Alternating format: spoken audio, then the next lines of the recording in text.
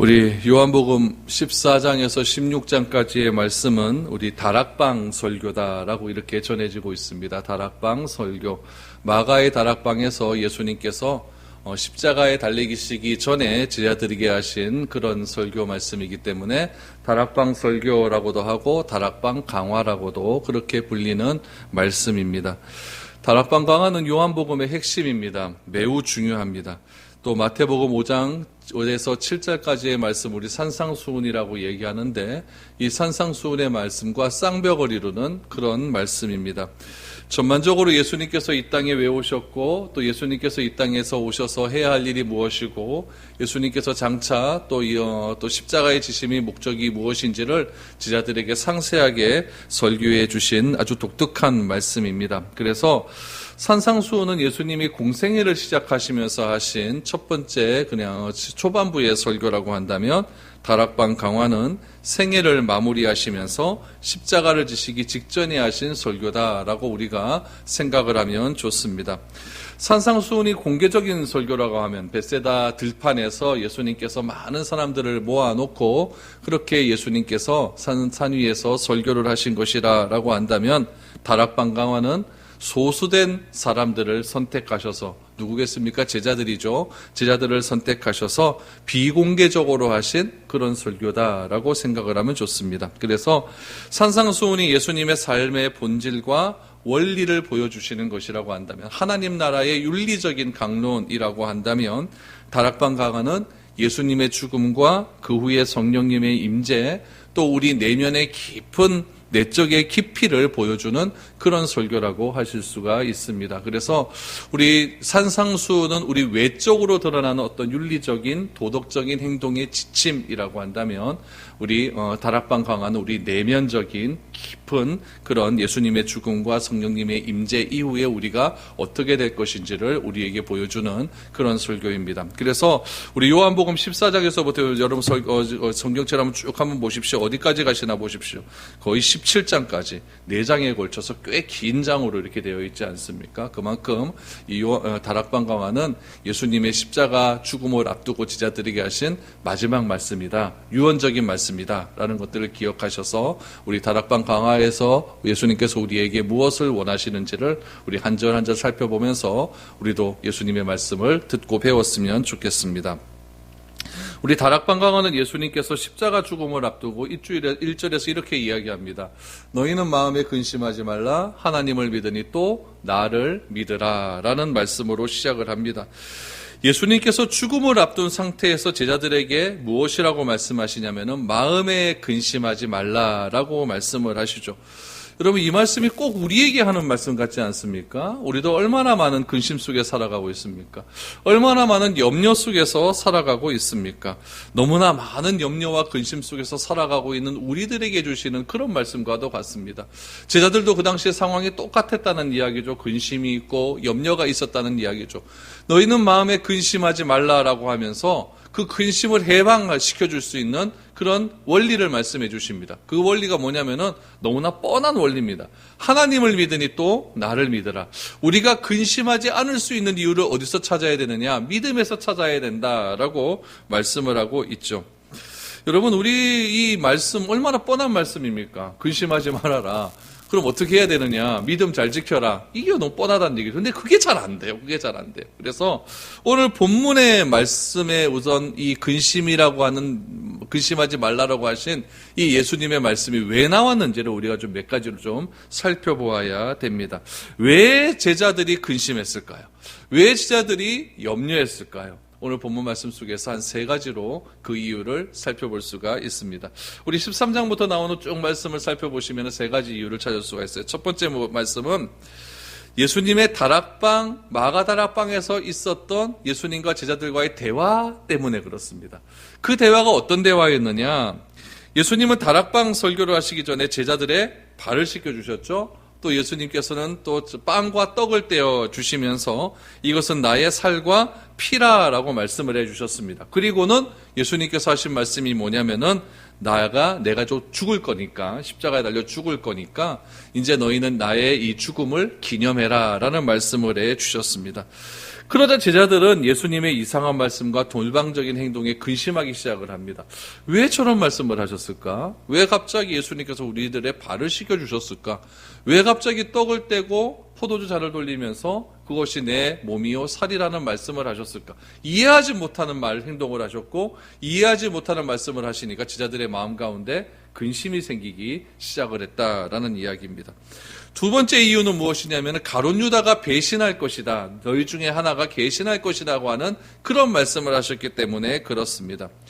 12 제자 중에서 가장 믿을 만한 존재는 누구였냐면은 베드로 아닙니까? 그래도 제일 으뜸되는 제자였으니까요.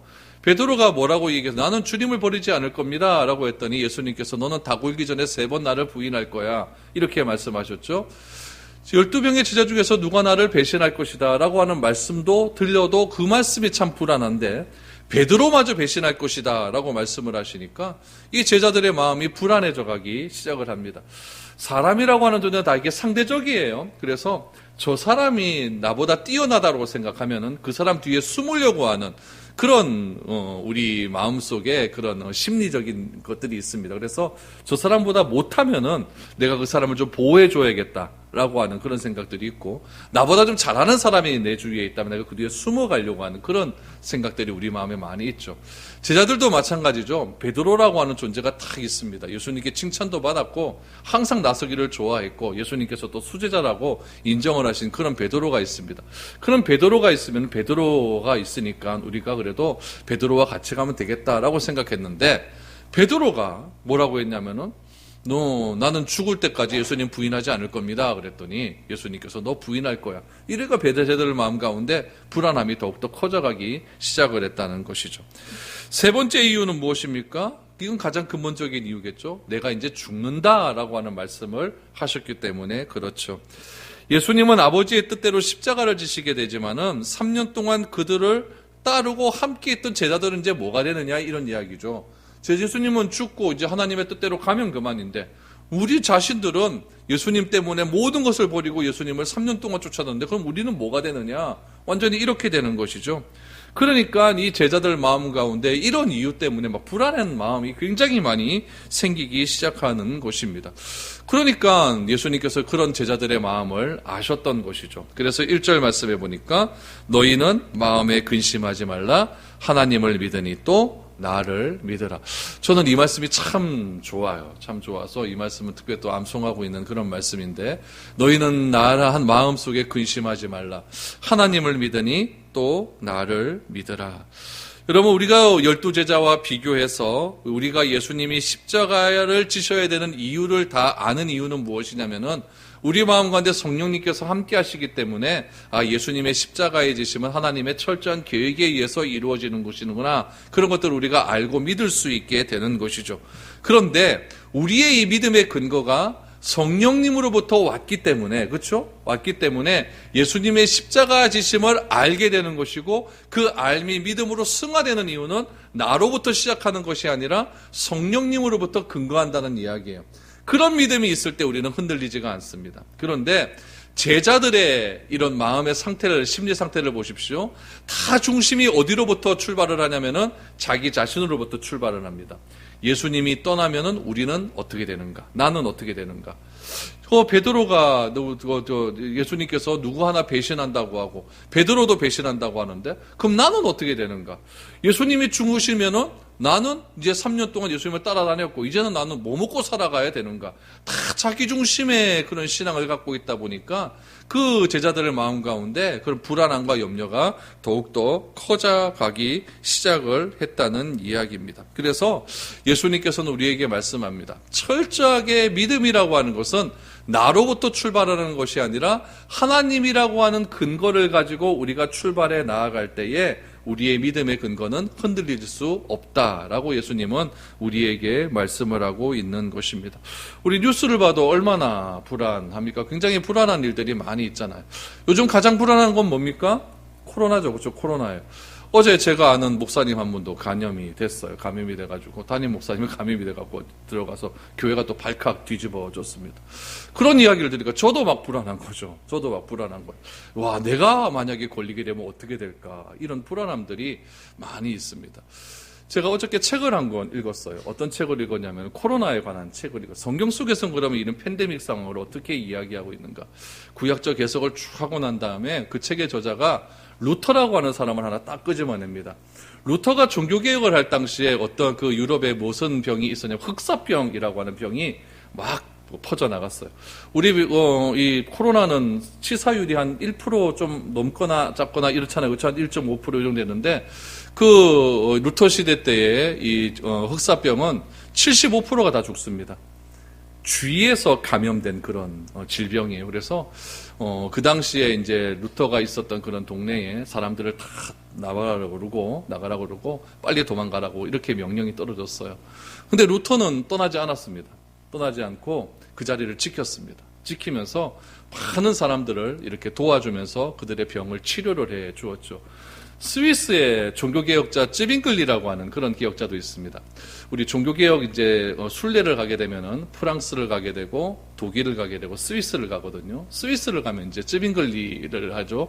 쯔빙글리는 이 흑사병 환자를 돌봐주다가 자기가 감염이 되었죠. 감염에 대해서 죽을 위기를 겪었습니다. 그러면 여러분 같으면 어떻게 하겠습니까? 저 같아도 한번 걸렸다가 그러면은 더 이상 못한다는 거죠. 그런데 이 쯔빙글리는 자기가 치유를 받고 난 다음에 또다시 이렇게 헌신을 하는 거예요. 그 흑사병 걸린 사람들을 많이 이렇게 도와주고 그들을 자기 집으로 데려와서 이렇게 돌보는 일들을 많이 했습니다.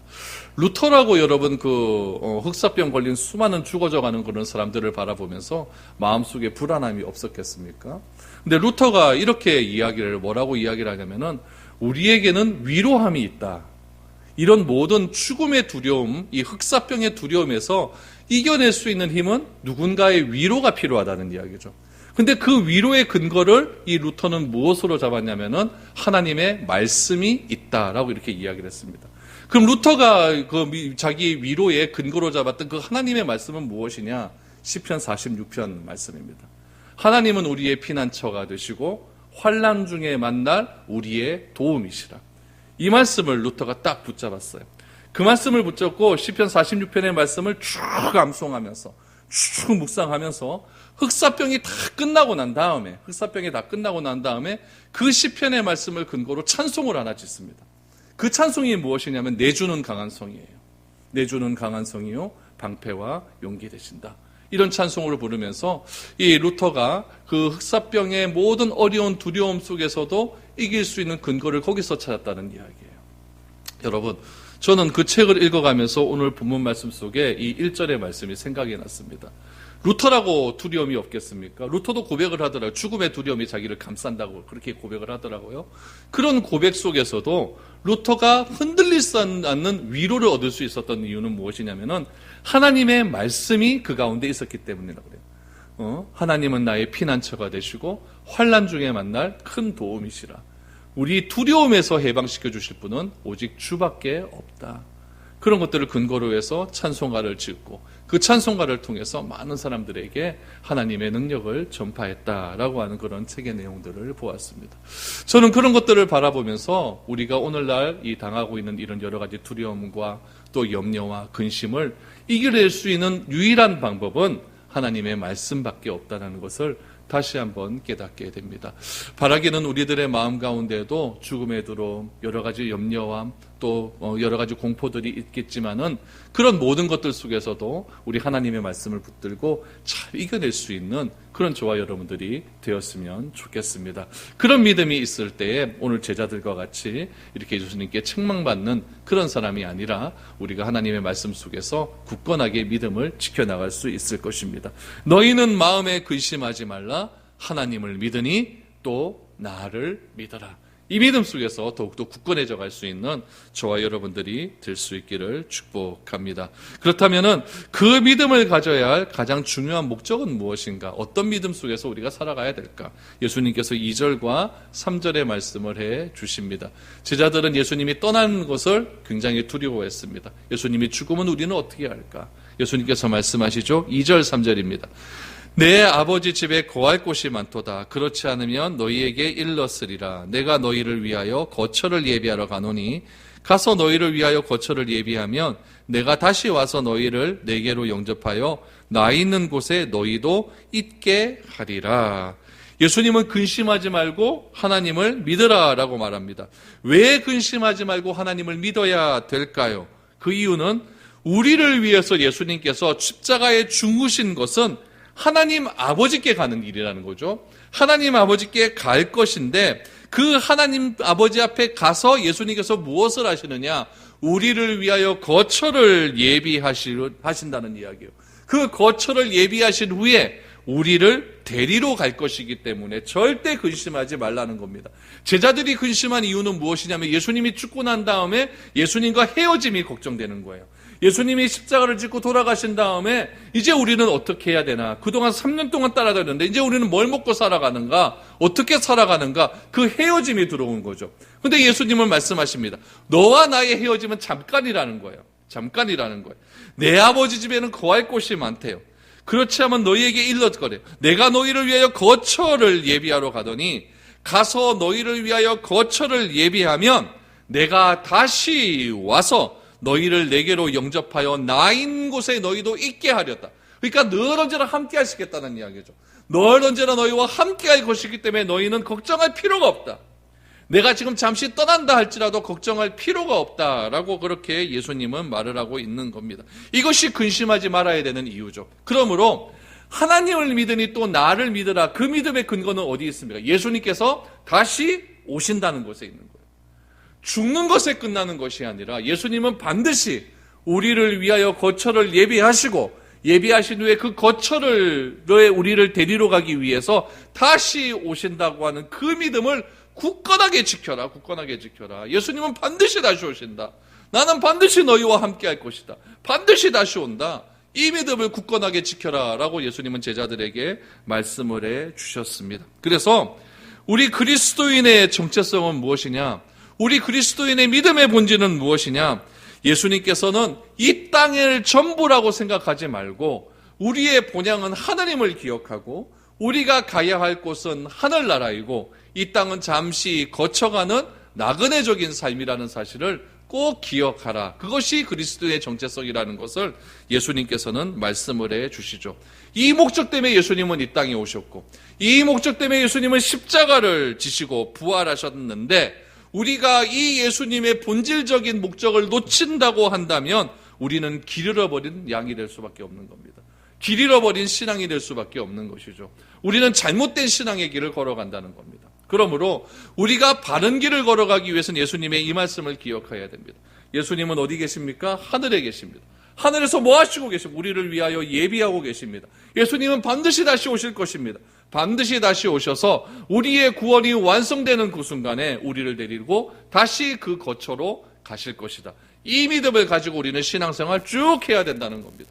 그 믿음이 야곱이 했던 고백이에요. 내가 구원을 기다린다. 구원을 기다린다. 얼마나 위대한 고백입니까? 그러므로 우리도 이러한 고백이 삶 속에서 터져 나와야 됩니다. 하나님, 나는 구원을 기다립니다. 하나님, 나는 구원의 영광을 기다리고 있습니다. 그러니 내가 이 세상 속에서 잠시 근심과 염려 속에 산다 할지라도 하나님, 이런 염려 속에서 내가 빠져서 허우적거리지 않도록 해주옵소서. 하나님, 나는 영원한 구원을 기다립니다. 이런 믿음으로 하루하루를 살아가야 되는 겁니다. 그런데 제자들은 예수님의 이 말을 알까요, 모를까요? 모르죠. 그래서 4절에 보니까 예수님의 예상은 뭐냐? 내가 어디로 가는지 그 길을 너희가 아느리라 라고 했어요. 한 3년쯤 데리고 다녔으니까 안다고 생각을 하신 거죠. 그런데 제자들은 예수님의 이 말씀이 뭔지 하나도 모릅니다. 그래서 도마가 나오죠. 도마가 뭐라고 이야기하느냐? 도마가 이르되 주여 주께서 어디로 가시는지 우리가 알지 못하거늘 그 길을 어찌 알겠사옵나이까? 예수님은 내가 어디로 가는지 그 길을 너희가 안다. 길이라는 것은 과정 아닙니까? 그 과정을 너희가 안다라고 하는 거예요. 그런데 제자들 이 도마는 무엇이라고 하느냐? 이것을 그냥 1차원적으로만 보는 거죠. 예수님께서 어디로 가신다 그랬으니까 뭐 지금 예루살렘에 있으니까 어디 나사렛으로 가시는가? 어디 저 갈릴리로 다시 가시는가? 어디로 가시는지 목적지를 알아야 길을 갈 것 아닙니까? 서울로 가려고 예수님께서 서울에 가신다면 경부고속도로를 타는 거고, 부산에 가신다면은 대구 부산 고속도로를 타면 되는 거 아니에요, 그렇죠? 그러니까 목적지를 알면은 우리가 길을 알 건데, 이 도마는 뭐냐면은 주여 주께서 어디로 가든지 목적지가 어딘지 모르는데 내가 길을 어떻게 알겠습니까? 이렇게 이야기하는 것이죠. 그러니까 예수님과 제자들은 좀 이렇게 가는 겁니다. 도저히 붙을 수 없는 평행선의 길을 쭉 이렇게 걸어가게 되는 것이죠. 그런데 이 도마의 이런 말 통해서도 우리가 또 배울 수 있는 것이 있죠. 궁금하면 물어보라는 얘기입니다. 그렇죠? 뭐 창피한 거, 내가 이렇게 질문했다고 했는데 예수님께서 한 대 쥐박으면 어떡하겠느냐, 이렇게 생각하지 마시고 궁금하면 물어봐야 되는 겁니다. 나 혼자 생각하다가는 더 이상한 길로 빠질 수밖에 없어요. 도마는 엉뚱한 질문을 했지만 이 질문을 통하여서 예수님께서 자기 정체성을 다시 한번 드러내십니다. 그 정체성이 우리가 잘 알고 있는 6절 말씀입니다. 6절을 보시죠. 예수께서 이르시되 내가 곧 길이요 진리요 생명이니 나로 말미암지 않고는 아버지께로 올 자가 없느니라. 예수님의 목적지는 어디입니까? 아버지입니다. 아버지께로 가기 위해서는 어떤 길로 가야 됩니까? 예수님이라고 하는 길로 가야 된다라고 말씀을 하고 있는 겁니다. 그래서 여기서 우리가 몇 가지를 추론할 수가 있어요. 첫 번째는 무엇이냐면은 자신에 대해서 또 다른 선언이 나왔다는 이야기예요. 우리 요한복음에 보면 예수님의 자기 선언이 좀 계속해서 나왔습니다. 여러분 기억하실지 모르겠는데 예수님께서 오병이의 기적 이후에 나는 뭐다? 떡이다. 나는 생명의 떡이다 라고 말씀하셨어요. 또 날 때부터 앞을 보지 못하는 그런 봉사, 소경을 고치신 이후에 예수님께서 뭐라고 하셨으면 나는 세상의 빛이다 이렇게 말씀하셨잖아요. 또 예수님께서 양의 비유를 들으시면서 뭐라고 얘기하냐면 나는 선한 목자다. 또 예수님께서 나는 양의 문이다 라고 말씀하셨고, 나사로를 살리시고 예수님께서 하신 말씀 나는 부활 생명이다. 오늘 예수님께서 나는 아버지한테로 가야 된다, 아버지에게로 가야 된다라고 말씀하시면 자신의 정체성을 또 말씀하십니다. 나는 길, 진리, 생명이다. 이렇게 선언을 하시는 겁니다. 이제 예수님의 자기 선언은 또 딱 하나 남았습니다. 나는 포도나무다 뒤에 나옵니다. 이처럼 예수님께서는 나는 무엇이다 라고 하는 자기 선언이 나옵니다. 이런 자기 선언은 어디서부터 출발을 하냐면은 출애굽기에서 출발을 합니다. 모세가 하나님을 대면합니다. 하나님을 대면할 때에 하나님으로부터 음성을 듣습니다. 너는 내가 보낼 거다. 어디로 보내느냐? 바로에게 보낼 거다. 그래서 이스라엘 백성들을 끄집어내라 라고 이야기를 합니다. 그때 모세가 뭐라고 이야기했냐면은 하나님 내가 누구한테 이런 부탁을 받아서 누구의 명령에 의해서 이스라엘 백성들을 광야로 끄집어내야 됩니까? 이스라엘 백성들이 누구한테 그런 말을 들었느냐라고 하면 나는 무엇이라고 대답하리까? 라고 얘기합니다. 그때 하나님께서 나는 무엇이다라고 말을 합니다. 뭐라고 얘기해요? 나는 스스로 있는 자다. 자기 선언을 딱 하시죠. 나는 스스로 있는 자다. 여기서 출발한 하나님의 자기 선언이 나는 스스로 있다라고 하는 그런 자기 선언이 예수님 때 와서는 요한복음에 보니까 7가지 자기 선언으로 나타나는 거예요. 나는 빛이다. 나는 떡이다. 나는 부활 생명이다. 나는 목자다. 나는 양의 문이다. 오늘 본문 말씀에 나는 길과 진리와 생명이다. 이렇게 말씀을 하고 있는 것입니다. 나는 무엇이다 라고 하는 것은 절대적인 시적인 권위로 말을 하는 거예요. 누가 여러분 내가 진리라고 말을 할 수 있는 사람이 과연 누가 있겠습니까? 내가 길이라고 말을 할 수 있는 사람이 과연 누가 있겠습니까? 누가 나를 자기를 가리켜서 생명이라고 말을 할 수가 있겠습니까? 예수님은 하나님이시기 때문에 나는 길이요 진리요 생명이다.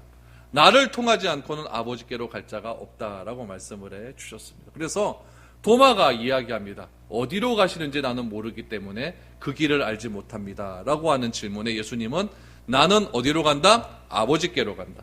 아버지께로 가기 위해서는 어떤 길로 가야 되느냐? 나를 통해서 가야 된다라는 것을 말씀을 해 주셨습니다. 그러므로 두 번째 알 수 있는 길은 무엇이냐면은 알 수 있는 사실은 아버지께로 가는 길은 뭐밖에 없다? 예수님밖에 없다라고 말씀을 하고 있습니다. 오늘 우리가 살아가는 이 세상은 어떤 세상이라고 이야기하면 다원주의 세상이라고 이야기해요. 진리가 성경에만 있는 것이 아니라 예수님은 자기 자신을 가리켜서 진리라고 하지 않습니까?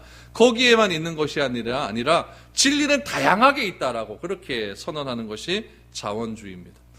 또 무신론자들이 많습니다. 신은 없다라고 얘기하는 사람들이 많이 있죠. 범신론자들이 있습니다. 신은 이때 곳곳에 다 있다라고 이야기합니다. 소나무에도 신이 있고 돌에도 신이 있고 저 뭐 산에도 신이 있고. 그러니까 우리 마을마다 큰 나무 있으면 그것을 신으로 모시잖아요. 그런 것들이 다 범신론 사상이에요. 그러니까 신이라고 하는 존재는 너무나 우리 주위에 깔려 있기 때문에 그 신을 통해서 우리는 진리도 얻을 수 있다라고 이렇게 주장하는 사람들도 많이 있죠. 도덕론자들도 있습니다. 윤리적으로 도덕적으로 완전하면은 우리가 선을 행할 수가 있다. 그것이 진리다. 그것이 생명이다. 이렇게 말을 하는 사람들이 있죠. 이들은 한결같이 예수님 외에 구원이 없다라고 하는 그런 말씀을 독선이라고 이야기합니다. 어떻게 진리가 예수님 한 분밖에 없다라고 이야기하느냐. 우리는 법을 잘 지켜 살아갈 수 있고 어떤 사람들은 법 없이도 살아갈 수 있는 그런 선을 추구하며 살아가는 사람들이 얼마나 많은데 그런 사람들을 다 무시하고 오로지 예수 그리스도밖에 진리가 없다라고 이야기하느냐라고 말을 합니다. 그러나 사도행전 4장 말씀을 통해서 우리에게 말씀을 해주시고 있습니다. 무엇이라고 이야기합니까? 하나님은 우리가 하나님 나라로 갈 수 있는 길은 다른 길은 우리에게 주신 일이 없다. 다른 일은 우리에게 주신 일이 없다라고 예수님은 우리에게 말씀을 해주시고 있는 겁니다. 그렇다면은 예수님께서 말씀을 하십니다. 너희가 근심하지 말아라. 하나님을 믿으니 나를 믿어라. 그 믿는 근거는 어디 있냐? 내가 아버지 집에 간다. 아버지 집에 갔다가 조금 있다가 다시 와서 너희를 데리고 갈 것이다. 그러니까 내가 가야 할 장소는 어디다? 아버지 집이다 라고 말씀을 합니다. 그러니까 우리가 가야 할 인생의 목적지도 어디라는 이야기입니까? 아버지 집이라는 거예요. 그 아버지 집이 어디입니까? 하늘나라입니다. 그 하늘나라가 죽어서 가는 하늘나라가 아니라 죽어서도 물론 하늘나라 가겠지만은 우리가 가는 모든 과정이 길 아닙니까? 이 길 속에서 하나님 나라를 꿈꾸면서 그렇게 가는 겁니다. 우리가 서울을 딱 간다 그러면은 여러분 고속도로 딱 가면서 내가 서울에 어디 갈 건데 그 어디 가려면은 뭐 어떻게 가야겠다 길을 싹 생각하면서 가지 않습니까? 내비게이션 따라서 생각하며 가지 않습니까? 마찬가지라는 이야기예요. 하나님이라고 하는 그 목적지를 딱 우리가 간다고 한다면 그냥 멍 때리면서 그래 가는 것이 아니라 생각을 하면서 우리가 어떻게 가는 것이 하나님 아버지 앞에 좋게 가는 것일까? 선하게 가는 것일까? 그런 것들을 생각하고 기억하면서 그렇게 한 걸음 한 걸음 가는 거라는 거예요. 그것을 가르쳐서 우리는 무엇이라고 이야기하냐? 성화라고 이야기하는 겁니다. 우리는 예수님의 주신 그 길 따라서 우리의 인생의 목적지인 아버지께로 한 걸음 한 걸음 달아가고 있는 것입니다. 우리 7절 말씀을 한번 보시죠. 그래서 예수님은 말씀하십니다. 너희가 나를 알았더라면 내 아버지도 알았으리로다. 이제부터는 너희가 그를 알았고 또 보았느니라. 이제 결정적인 말씀을 하시죠. 예수님의 정체성이 길이고 진리고 생명이라는 사실을 알게 된다면은 누구를 아는 것이다? 하나님을 아는 것이다. 라고 이렇게 말씀을 해주시고 있습니다. 그러므로 우리가 성경의 말씀을 알면 누구를 아는 것일까요? 하나님을 알게 되는 거예요. 우리가 성경의 말씀을 믿으면 누구를 믿는 것일까요? 하나님을 믿게 되는 것이다 라는 것이죠. 그래서 예수님은 말씀하십니다. 우리가 말씀을 알게 되면 예수님을 본 것이고 예수님을 알게 되는 것이다. 그래서 알았고 보았다고 하니까 오늘 7절에서 너희가 나를 알았더라면 하나님도 안다라고 말씀을 하시는 거죠. 그러니까 너희가 이제부터는 우리가 예수님께서 가고자 하는 아버지를 안다는 거죠. 아버지를 아는 것이니까 너무 염려하지 말고 그 아버지를 보았으니까 너무 염려하지 말아라 라고 했더니 이 빌립이 또 엉뚱한 얘기를 합니다. 뭐라고 이야기합니까? 8절을 보니까 빌립이 이르되 주여 아버지를 우리에게 보여주옵소서 그리하면 족하겠나이다. 여러분 7절에서 분명히 나를 보면 아버지를 보았다라고 하지 않았습니까? 예수님을 알면은 아버지도 알았다고 하지 않습니까? 그래서 예수님이 누구냐라고 예수님께서 가르쳐 주셨습니다. 예수님은 누구십니까? 길이십니다. 예수님은 진리십니다. 예수님은 생명입니다.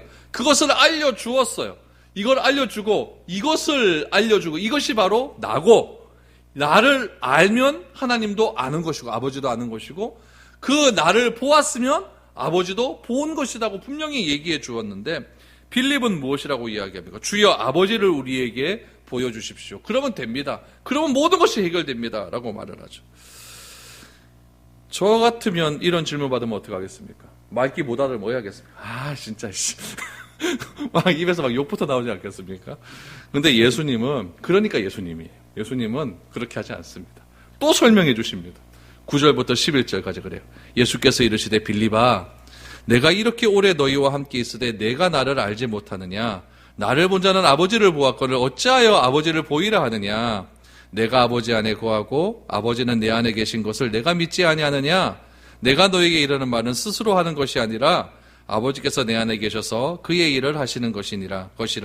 내가 아버지 안에 거하고 아버지께서 내 안에 계심을 믿으라. 그렇지 못하겠거든 행하는 그 일로 말미암아 나를 믿으라. 하나님이 예수님 안에 누가 계신다고요? 하나님이 계신다고, 아버지가 계신다고 하잖아요. 아버지 안에는 누가 계십니까? 예수님이 계십니다. 그것을 못 믿겠으면 뭐 갖고 믿어라? 11절 말씀 끝에 보니까 행하는 그 일로 말미암아 이르라. 행하는 그 일. 예수님께서 제자들 앞에서 얼마나 많은 일을 행했습니까? 38년 된 병자를 고치셨죠. 또 날 때부터 소경된 자를 고치셨죠. 오병이의 기적을 행하셨죠. 요일 있기 저기 조금 전에 죽은 나사로를 살리셨죠. 너무나 많은 일을 행하셨잖아요. 또 무리를 걸어오셨죠. 이건 이런 일을 보면서 제자들이 그런 기적을 행할 때마다 특별히 예수님께서 무리를 걸어오시고 풍랑을 장장하실 때 제자들의 반응이 무엇이었냐면은 주께서 예수님 앞에 절을 하지 않습니까?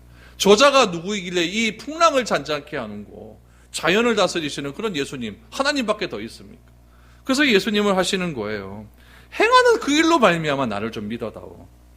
이렇게 말씀을 하시는 거죠. 이 말은 우리가 이렇게 적용할 수가 있죠. 우리가 얼마나 교회에 다니고 얼마나 설교를 많이 듣고 얼마나 성경을 많이 읽었음에도 예수님을 이렇게 모르느냐. 이런 말로 할 수가 있죠. 예수님은 이렇게 묻고 있으면 너가 교회 다닌 지 몇 년 됐어? 너가 설교를 얼마나 많이 들었느냐? 너가 하나님의 말씀을 얼마나 많이 읽었느냐? 그런데도 아직까지 나를 모르겠느냐? 그렇다고 한다면 뭐 갖고 믿어야 되느냐? 네가 지금 구원을 받았고 내 마음 가운데 믿음이 있고 내가 죽어서 구원받는다고 하는 그 믿음에 있는 그 확신성, 그 사실, 그걸로 내가 예수님을 보고 하나님을 알았다는 그 사실을 믿어달라고 그렇게 말씀을 하고 있는 겁니다. 여러분, 예수님이 내 안에 거하고 내가 예수님 안에 거하게 되면 무슨 말을 하든지 우리는 예수님의 말씀이 되는 것이고 그 말씀이 곧 하나님의 말씀이 될 수 있는 겁니다. 여러분, 인간은 여러 갈래의 길이 있고 우리가 사는 세상에는 다양한 진리가 있고 많은 형태의 생명이 있다라고 주장합니다. 그러나 하나님은 예수님 외에 다른 길과 진리와 생명이 없다라고 선언을 하십니다. 하나님은 우리가 구원을 받을 만한 다른 이름을 우리에게 주신 일이 없다라고 이야기하고 있습니다. 우리의 목적지는 어디여야 됩니까? 우리의 목적지는 바로 하나님 그분입니다. 우리가 하나님 그분을 향하여서 예수님이라고 하는 길로 우리가 한 걸음 한 걸음 나아가는 겁니다. 그것이야말로 우리 인생의 목적이고 내가 신앙함의 이유가 되는 것이고 그리스도인의 참된 정체성이라는 사실을 꼭 기억했으면 좋겠습니다. 오늘 예수님께서 다락방 강화를 통하여서 너희는 마음에 근심하지 말라, 하나님을 믿으니 또 나를 믿어라, 그 믿음의 근거를 말씀해 주셨습니다. 그 믿음의 근거를 내가 마음속 깊이 깨달아서 이 두려움이 많은 이 세상 속에서 하나님을 믿고 신뢰하며 우리가 평안함 가운데 살아갈 수 있는 저와 여러분들이 될 수 있기를 축복드립니다.